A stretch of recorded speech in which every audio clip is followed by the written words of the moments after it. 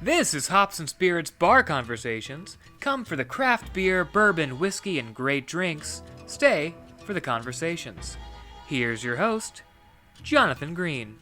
Welcome into another edition of the Bar Conversations. I'm your host, Jonathan Green.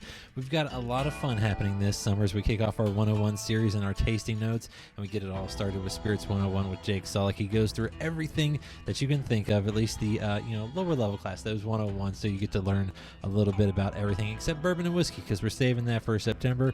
We'll also be talking with craft beer and cocktails throughout the summer as well, so if you're not into the spirit side of things, don't worry, we will have something for you, and I guarantee you will learn something in the tasting notes because Jake brings a lot of knowledge to the world. We also have Kel Adore for our conversations, and don't forget to check out our Give It a Try taste test, which drop throughout the week on our social media, our YouTube page as well. You can get all those links on our website, hopspirits.com, or you can just follow us at hopspirits, all one word, on Instagram, Facebook, TikTok, and Twitter. And like I said, you can check us out on YouTube as well. But let's not waste any more time and get into the show. It's almost time. Where did I put those? Here they are. It's time for tasting notes. Back again here with another Tasting Notes is one of my favorite people to talk with. He's the beverage director and partner with the Professors LLC, Jake Sulek. Jake, welcome back in. Thanks for having me, Jonathan. I appreciate it. Well, I appreciate you coming on because I always feel like I learn a lot when we chat. And last year I did a kind of summer school series, but I figured I'd go even further. And we're just going to call this kind of the 101 series, where we learn a whole lot about different things. And for all June, you're going to be teaching us about Spirits 101. And I'm excited I'm excited for our first lesson because I feel like I never thought of how these things interact and how they're kind of part of a similar family. But gin and vodka kind of start there. And obviously when people think about it, if you know any craft distillers, a lot of them, even the big boys, do a gin and a vodka because those are quicker turnarounds.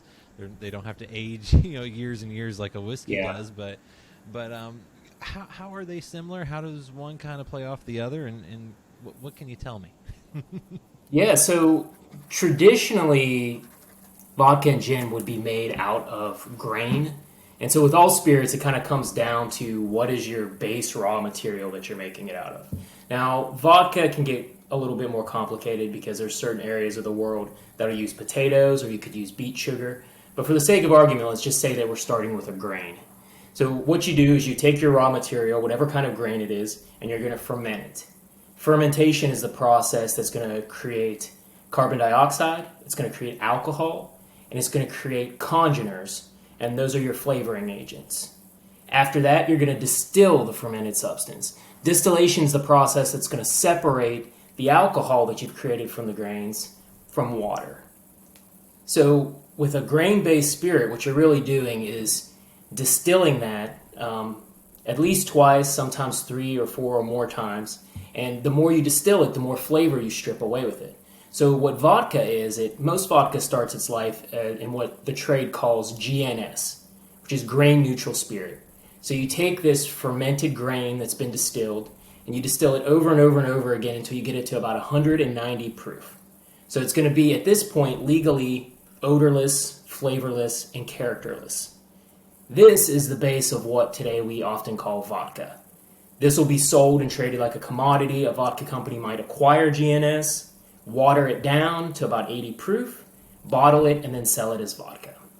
So pretty simple base. But what's interesting is GNS then kind of becomes a base for a lot of other spirits as well. If you take GNS, you could macerate some herbs in it, say for example juniper berry, redistill it a second time, and what you really have is an infused GNS, and this spirit would be called a gin. And that's like the simplest way you can go from vodka to gin. In practice, it gets a little bit more complicated because vodka can be made from potatoes or beet sugar or other spirits. And there are certain restrictions for gin depending on whether or not you're in the United States, the EU, or other parts of the world. So there are a couple other little hurdles that may come into play there. But in essence, they're coming from the same base spirit. And at times coming off of the same still that may have produced your favorite, say, tequila, whiskey, whatever, because it's all, in a sense, the same process, at least how it all kind of works. Yeah, there are a lot of nuances in distillation A lot of them based on either the country of origin or the tradition behind making that spirit. But for something like vodka, gin, and a lot of those types of spirits, it's pretty simple column still distillation. And when people think of, say, vodka and gin, that family though is bigger than that. Nowadays obviously we have with so much creation, there's a lot of different types of gins. What are the two different types of gins that kind of stand out to you that people hear a lot of? Because I feel like there is a big difference between, say, a dry gin and a regular gin. Yeah, absolutely. Yeah. Historically, the big gin category is actually Genever. Genever is the original gin. The English word itself, gin, is just a shorthand slang term for Genever, which was developed by the Dutch in the 1700s. Genever's starting to make a big comeback, not just worldwide, but particularly in the United States. Bowls Genever, they do 2 or 3 different variations, has been in the United States since 2007. It's a very old style of gin. Today, drinking it tastes more like whiskey than gin. So it's actually from a malt wine base, so it's going to taste a lot like a whiskey that's been really lightly infused with Genever, or excuse me, with juniper. And these kinds of Genevers, they can be aged or unaged, so you'll see them both, and sort of in both variations. That's sort of the really old school style of gin. By about 1900, the English were making what we'd call today London Dry style gin, and that's a completely different beast. That's going to be coming exclusively off of a column still, so it's going to be really highly rectified. It's going to be juniper forward. That is one of the distinguishing legal requirements of London Dry gin, is that its juniper has got to be the distinct characteristic of it. And it'll generally be proofed a little bit higher than gin. A lot of especially American style gins you'll grab, they might be 80 or 84 proof. London Dries tend to be 90 proof or higher, so they're going to be a little bit hotter.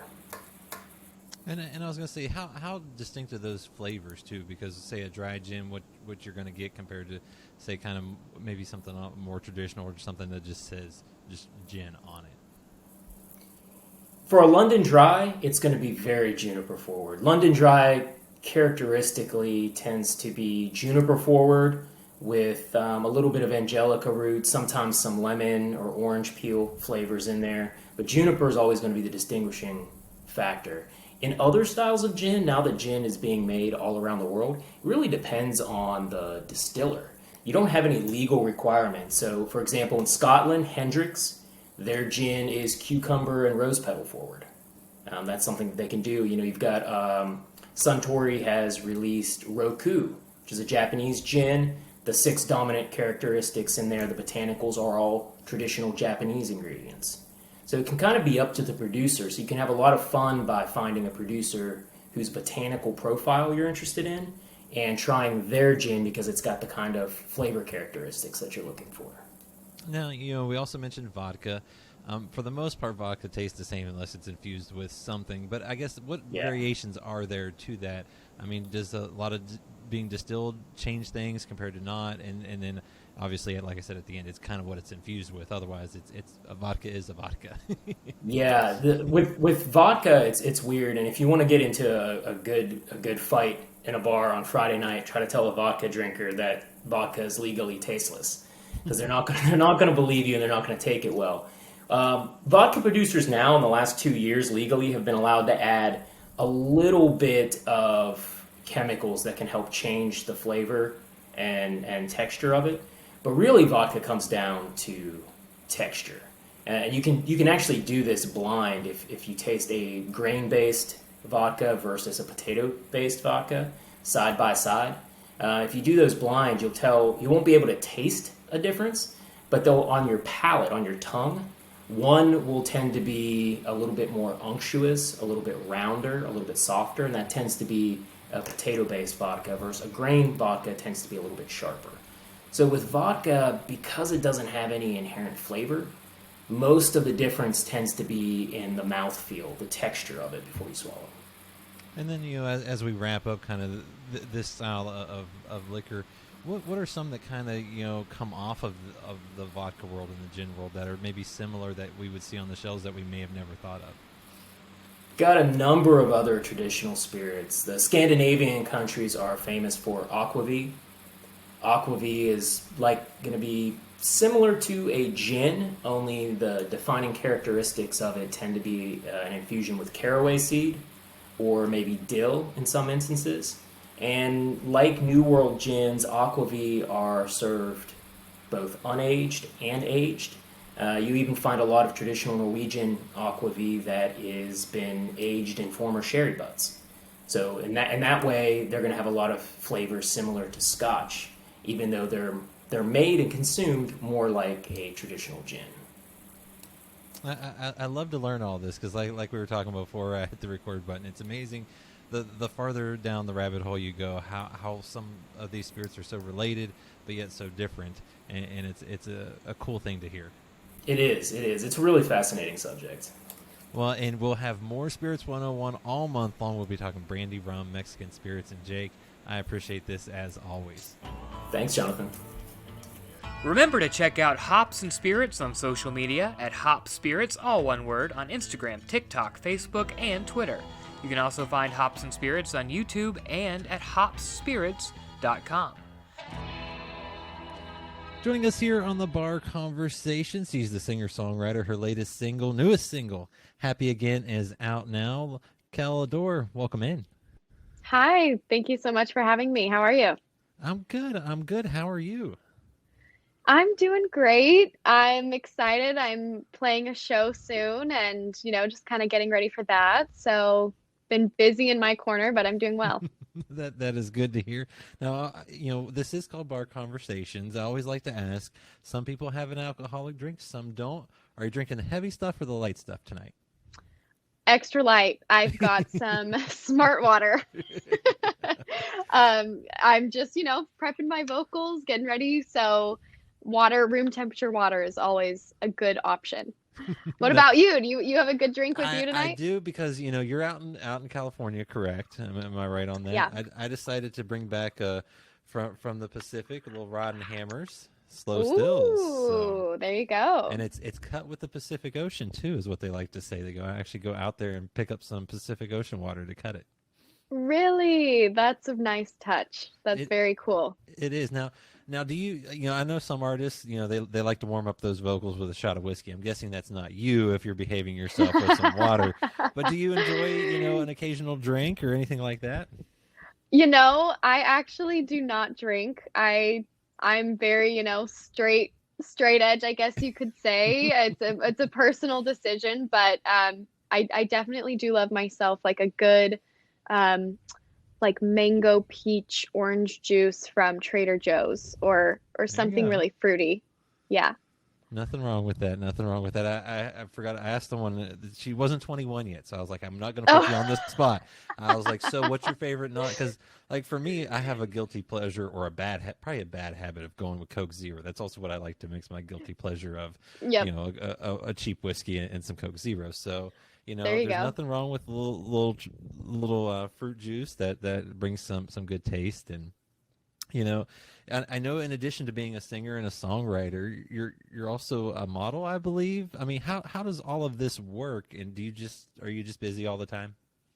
It's kind of funny because I started out modeling when I knew I wanted to get into music because I thought it would be a good way to learn how to, brand myself better, but also just modeling is another form of creative expression, learning how to communicate with your body, with your facials and all of that. So, it's a good balance. I currently am freelance modeling and really focused more on my music, but it's definitely good to, get the chance to model when it happens. Now, when you say, work on those expressions, I mean, do you put those to good use when you're performing songs too, let the facial vibes go? Yeah, I've learned a lot because I have this thing called jazz face. Have you heard of this? No, I've heard of other different types of faces. I have not heard of jazz face. So my producer was telling me about this, and it's essentially when you're getting like so into the music that you just kind of like scrunch your face, and I totally do that when I perform and when I sing. And so modeling has helped me kind of like rein that in and kind of channel like, okay, how am I communicating with with my face beyond just like scrunching it up. So it's something that I have to remind myself of, because there's a fine balance of, getting into the music, but also being a performer, right? And interacting with the audience. Although there isn't something good about when someone just loses themselves in the music and you just let it go. Yeah, yeah. There definitely are moments. I think if I were to do it a whole song, people would get kind of annoyed though. But maybe like the right note or, the right chorus, let it all out. Well, and you kind of mentioned, you got into music kind of here recently, or at least kind of taking it that next step. What did you do before you took that dive into the music world? Yeah, so I started songwriting from a very young age and, really loved music, took vocal lessons, was in choirs and theater. But once I, made the transition into adulthood, I started to take more of a practical route. And I kind of hit this turning point where I was like, I'm just going to do the practical thing. I'm going to study economics and get a good job out of college. And so that's what I did. And, there is definitely this love for business that I have inside of me. But after a while, I noticed like just commuting to work, I started to feel like this itch and this craving to just create music, and not just writing it in my bedroom and sharing it to my friends and family, but really like sharing this more deeply and in a more intentional way. So yeah, then I kind of made the decision to just start doing it more, writing more, working with producers. I made a lot of really crappy demos until I kind of found my current producer. In fact, someone on his team reached out to me and we kind of hit it off, and it led me to where I am, where now I'm able to release the kind of music that I've always wanted to release. Well, and we'll touch on that in a little bit, because I do enjoy it, because there's a lot of storytelling to that. But you mentioned you're out in California now. I don't believe you've always lived there, and you kind of took a chance to move out there. Is that right? Yeah. So I actually grew up in Denver. I lived in Florida for a little bit as well, and I loved living in Denver. I think it's such a good place to grow up. But I think it just kind of hit a point where it just felt natural to take the next step. And I had started working with my producer remotely, and, just a lot of things kind of happened, like not coincidentally, but just like kind of spiraled step by step to where it just made sense to go to Los Angeles. And frankly, I never really pictured myself living out in Los Angeles because it seemed like such a far-fetched thing. One of the things that kind of helped me get into it was sorry, I think I just had someone trying to get into my room. I was like checking the door. I'm actually at a hotel right now, so that's why I'm like a little nervous. Well, fingers crossed, Anyway, there's wrong room. fingers crossed, I know. Anyway, so where was I? Oh, I listened to another podcast called And the Writer Is, and somebody on there they were talking about songwriters, and they said, you've got to be in LA to do this seriously. Like, it's where things are happening. So, that was kind of in the back of my mind. And I just started kind of changing my mindset to be like, you know what? Why am I holding myself back? Like, I've got to do it. And because I had been already working with a producer, it was the right timing. Well, and now things are moving forward with you. You've got 2 singles that are out and about. But when you're not producing music, I feel like, according to your social media, I think I know where you like to go and spend some time, and that might be at the beach. But is that kind of what you do? Is that where we will find you when you're not at the studio, or what are you doing these days? That's funny you noticed that, because the beach is my happy place. Like I kind of mentioned before, I lived in Florida for a little bit, and all of my family is from Florida. Like, that's where my roots are. That's where my parents were born and raised.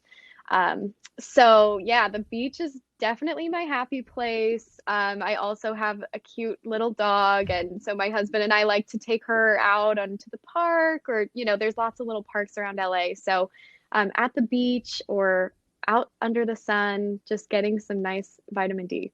Now, you said you lived in Denver. I mean, do you miss the snow? No, not yet.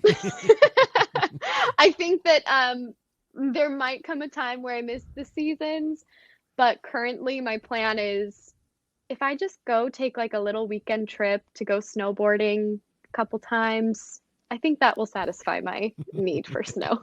And enjoy the 70-degree lows Yes. in the cold season there out on the Pacific coast. Now, Yeah. you mentioned you kind of grew up, you loved music kind of all your life. What was there something that kind of pulled you into music, or that like was the kickoff for you, or how did you get into it?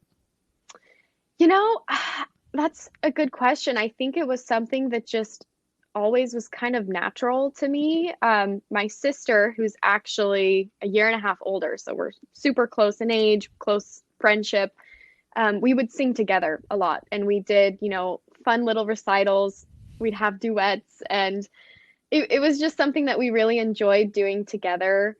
My mom, she was a performer. She did theater, and she was actually a baton twirler. So she would do like the fire batons and all of that. So I think there was a little bit of that kind of like performance influence, but really it was just like something that was always inside of me that just spoke to me. Well, and then for those that might be hearing you for the first time, or coming across your music for the first time, how would you describe it? Because I know that's a loaded question to an artist because it's very personal and no one wants to be saying I'm this or that. But I mean, how would you describe kind of your style of music? Yeah, I think right now I'm definitely still exploring my sound. My first single, Fool for the Pain, is very kind of gothic and kind of dark pop, kind of just like mysterious and a little intense. Whereas Happy Again is a lot more like tropical, upbeat. So I really enjoy kind of exploring those things. But I would say maybe the common thread is emotional, and I'm a storyteller. I was gonna say, now, would your husband say you're emotional all the time, or just when you're writing and getting it out there to perform? Or shall we plead the Um, fifth and move on?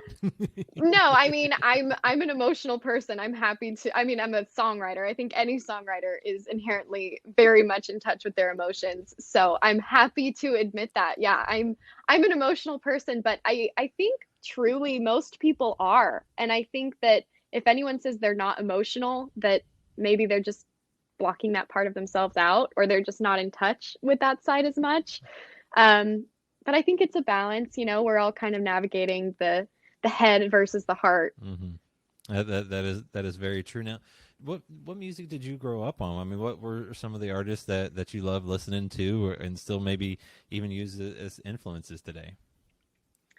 Number one, I would say Shania Twain. That was like, she was the one that my parents would play. We'd just listen to her on repeat. She was probably the first artist that I like memorized every single song on her albums too.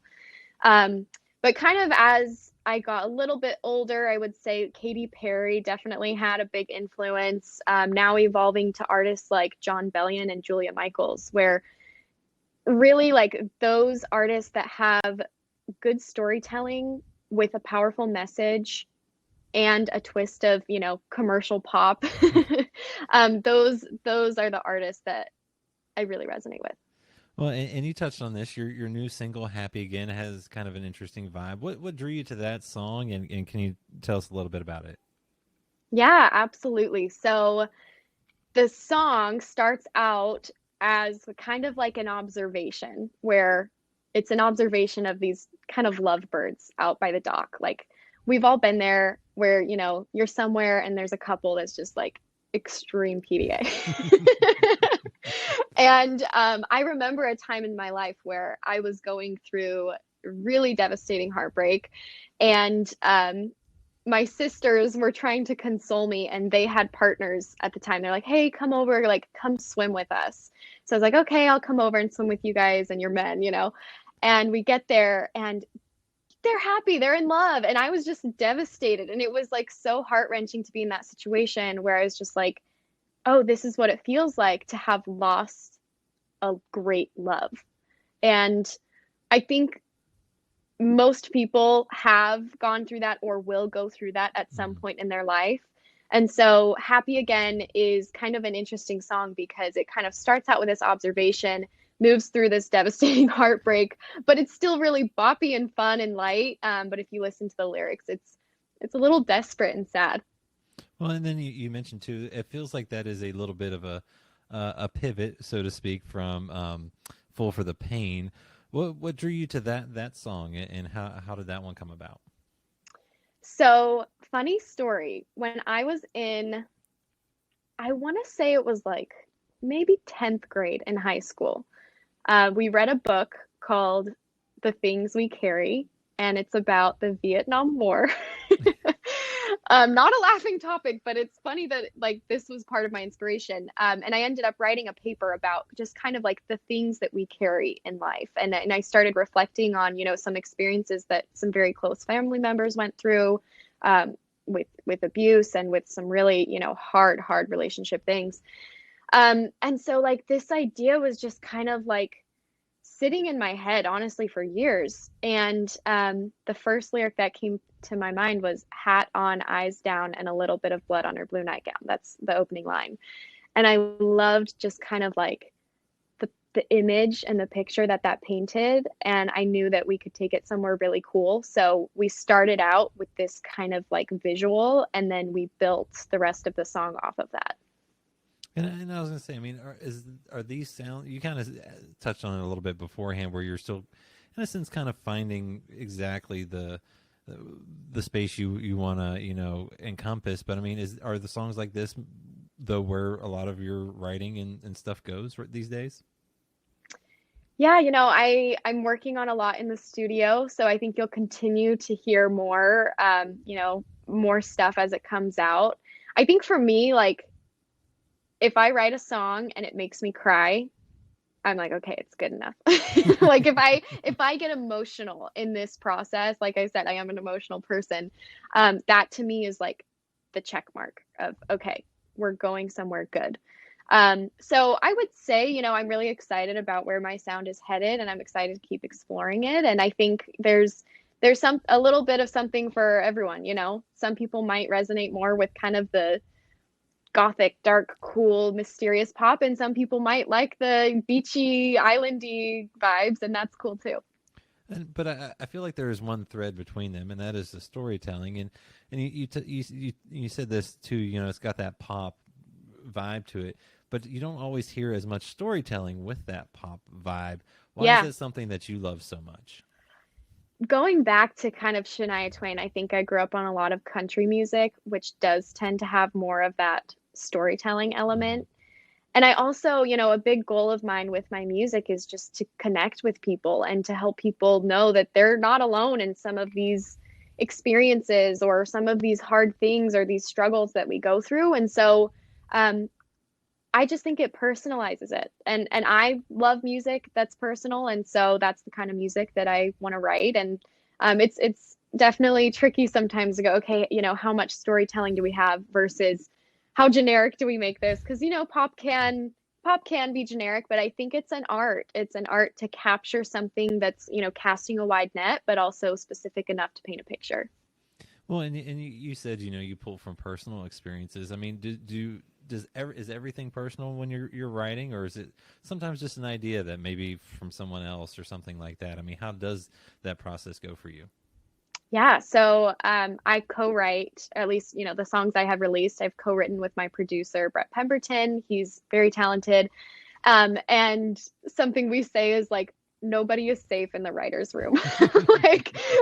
We like our own experiences are on the table, friends' experiences, friends of friends. And so, sometimes we'll just kind of pick like a topic or an idea or just like a truth that we want to explore. And then we just start kind of throwing out all of these different experiences, stories, could be from a book, like The Things We Carry. That was something I had mentioned. So every lyric might be inspired by something different, but there's truth in every lyric. And is it weird? Because I've asked others this, because, sometimes when you're sharing things, depending on where you've come from, some of the country guys I've talked to, it's a small town.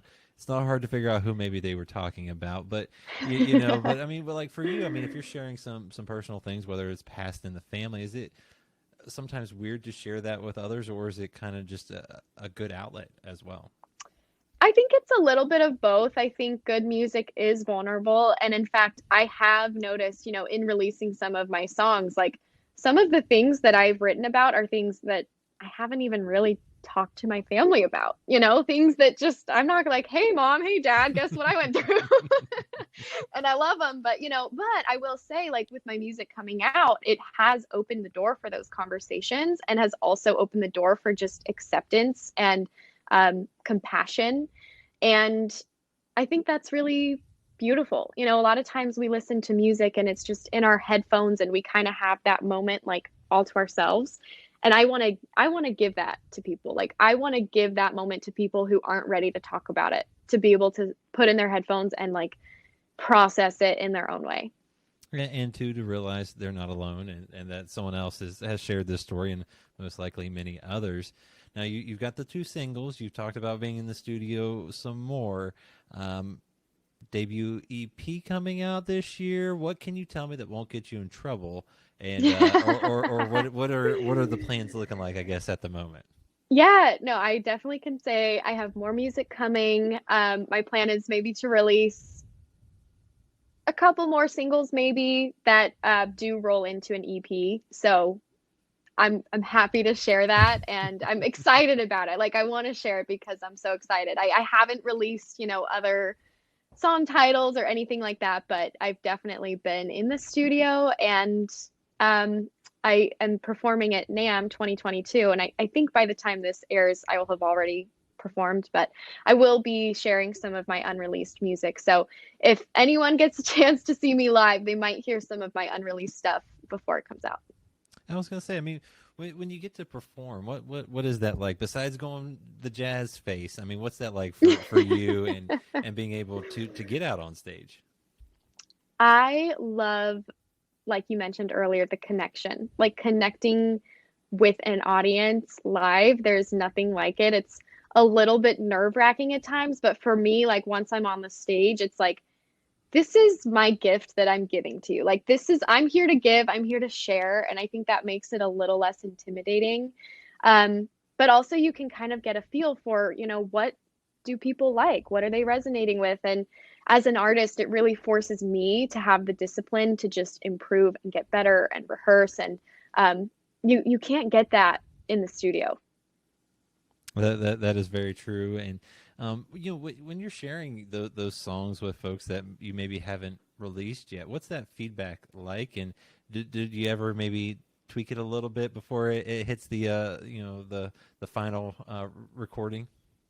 Yeah, absolutely. I think I tend to like to sit on songs. Once I think they're finished, it's like, well, is it really finished? So I'll kind of sit on it myself. I'll share it with people, whether that's people in the industry that I trust and get feedback from them, or friends or family. And I think you have to take everything with a grain of salt because at the end of the day, like artists have to own their art and it has to be what you want it to be. But yeah, I mean, there have definitely been times like I can think of a song right now that I'm kind of sitting on it. And as I've been listening, it's like, I think I want to add a couple more vocal riffs, or I think I want to add this thing because I don't want to go back and go, oh, I regret not voicing that idea. There is something to that. I know talking to, I'm going to draw a blank here on his name. Let me look it up. Lane Smith, he said, even right before he went to record, one of his producer or guitar guys was just like, how about we flip the first and the second verse? And lo and behold, at the last second, and it was genius. So you never know when that Cool. inspiration will come to have that. And as I kind of wrap things up here, you can find more on Kel at keladore.com. You can find her on social media as well. Now, I guess I have 2 questions because I'm guessing, I could be wrong, but Kel Adore, is that your real name? It is a stage name, but it is also my real name. It's derived from my real name. So Kel is my nickname that everyone called me growing up that I was close to. Like anyone who was super, super close to me called me Kel. And so I decided to go by Kel because it's kind of an invitation into like my inner circle and to the closest people. And then Adore, I mean, I have a whole story behind that, but it's pretty for one. It ties into my middle name, secondly, and also this is so random, but as you're going through like your artist name, you're like throwing out all these things, and I heard, I think from like the author of Lord of the Rings, I don't know, I could be wrong on that, but they said that cellar door is the most beautiful word in the English language, Celador. And that's how they came up with like Celador, the place in Lord of the Rings. And Kel Adore has the same kind of rhyme to it, the same kind of flow. And so I felt like it was very me, very fitting, and still like true to who I am. Well, and I like the unintentional plug of your inner circle, which is I think what your fan club and grouping list is that people can follow along for more. So I love that is that personal touch. And as 2020 continues on, we're about halfway through the years we're talking, and when this drops it'll be even a little closer to that. But what are you hoping for the rest of the year and hoping to accomplish? Yeah, I have so much I want to accomplish. I'm such a like goal setter, go getter kind of person. But I would say right now my main focus is, finishing what will become my EP and also getting out and performing live. I think now with hopefully fingers crossed the pandemic kind of settling down and live shows starting up again, it's the perfect time to get out there. So it's fun. I was able to share a little acoustic version on my Instagram of one of my songs, and that's not a side of me I've shared as much. I've been doing a lot of the produced stuff, so it'll be fun to go live and share more of that acoustic stuff, just in person. So I'm excited. Well, that does sound exciting, and the storytelling will continue. I love to see that. Like I said, I love that with the lyrics that you've put out. And Kel, I appreciate you taking time and sharing a little bit of what's going on in your journey with me. Thank you so much. I appreciate you having me, Jonathan. It was a pleasure, and hope you enjoy the rest of your drink tonight. I will do my best. I might have to get a refill. Oh, yeah.